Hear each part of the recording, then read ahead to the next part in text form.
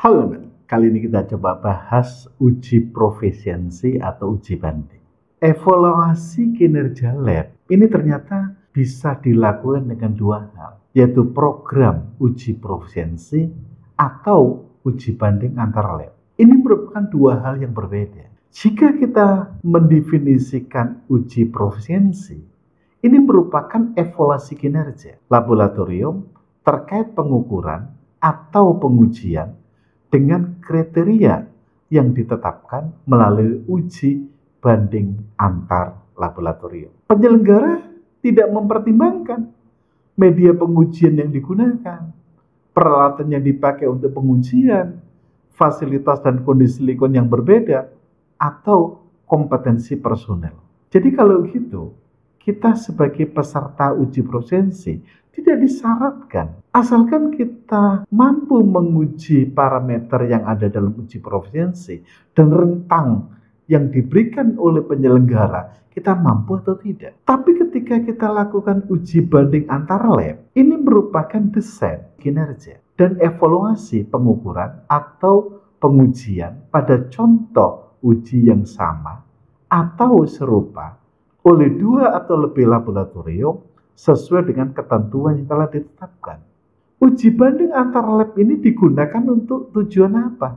Yang pertama, validasi metode pengujian. Saat kita melakukan validasi metode, salah satu persyaratannya adalah metode tersebut dibandingkan dengan laboratorium lain. Kalau gitu, kita berikan CRM, kita berikan SOP dari prosedur tersebut. Lab harus melakukan pengujian terhadap CRM tersebut dan 100% tahapan yang ada dalam SOP metode tersebut harus dilakukan. Kira-kira pengujiannya bagaimana antar berbagai lab tersebut. Yang kedua, kalibrasi tidak sepenuhnya dapat dilaksanakan dalam sistem satuan internasional. Seperti yang kita ketahui saat ini, kalibrasi itu sampai pada spektrofotometer UV vis. Bagaimana dengan AS? Bagaimana dengan ICP, GCMS? Ini tidak dilakukan kalibrasi sebagaimana spektrofotometer tersebut, tapi dilakukan oleh vendor dengan melakukan uji kinerja. Kalau kita lakukan uji banding, itu jauh lebih baik. Jadi antar AS di berbagai lab, antar ICP, antar GCMS, dan lain sebagainya, ini dibandingkan apakah memenuhi persyaratan dari Z-score-nya. Yang ketiga, penentuan nilai in-house reference material. Kita coba membuat bahan uji profisiensi. Kemudian bahan uji ini dilakukan oleh expert lab. Hasilnya ini berapa? Ini dapat dilakukan uji banding. Kemudian penentuan kompetensi personil lab. Bagaimana kita menentukan si A, si B ini lebih kompeten mana atau setara? Jadi kalau gitu, uji profisiensi ini tidak memperdulikan metodenya apa, peralatannya apa, fasilitas dan kondisi lingkungannya apa, dan kompetensi personelnya. Yang penting, laboratorium mampu menguji sebagaimana rentang yang diberikan oleh penyelenggara. Sedangkan kita lakukan uji banding, ini tujuannya untuk apa?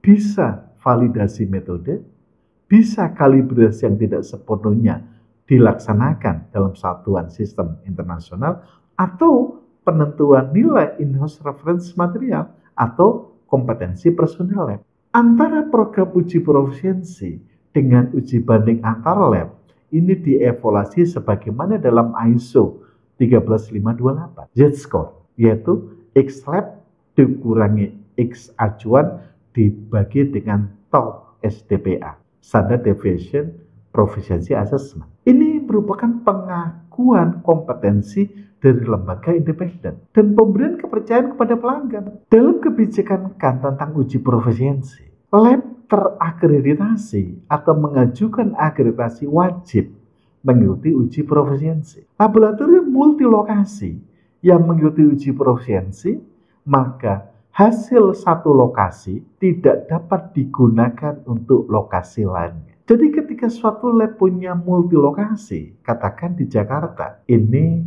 pusatnya, di Samarinda, di Surabaya, di Medan, di Makassar, ini multilokasi yang lain. Maka semua lab yang berada di daerah-daerah tersebut wajib melakukan uji profesiensi karena satu uji profesiensi tidak dapat digunakan untuk lokasi lainnya. Perluasan ruang lingkup akreditasi pada kelompok ruang lingkup yang sudah diakreditasi, maka partisipasi uji profesiensi telah dianggap terpenuhi.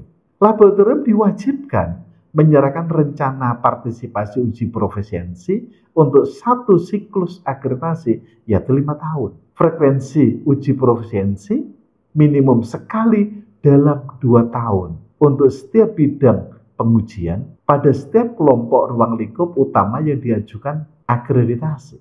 Laboratorium wajib berpartisipasi dalam program uji profesiensi kepada penyelenggara uji profesiensi atau PUP yang diakreditasi oleh Komite Akreditasi Nasional atau KAN. 2. PUP terakreditasi oleh Badan Akreditasi Negara lain yang menandatangani MRA APAK. 3. PUP yang sudah ditetapkan oleh pemerintah. 4. PUP yang pelaksananya sesuai dengan SNI ISO IEC 17043. Jika tidak tersedia, maka lab menyelenggarakan uji banding dengan ketentuan nilai acuan sertifikasi atau CRM atau IRM. Nilai konsensus peserta apabila peserta lebih dari 8 laboratorium. Jika program uji profesiensi atau uji banding antar lab tidak tersedia, maka laboratorium dapat menyampaikan bukti pengendalian mutu internal. Demikian yang bisa kami sampaikan. Terima kasih.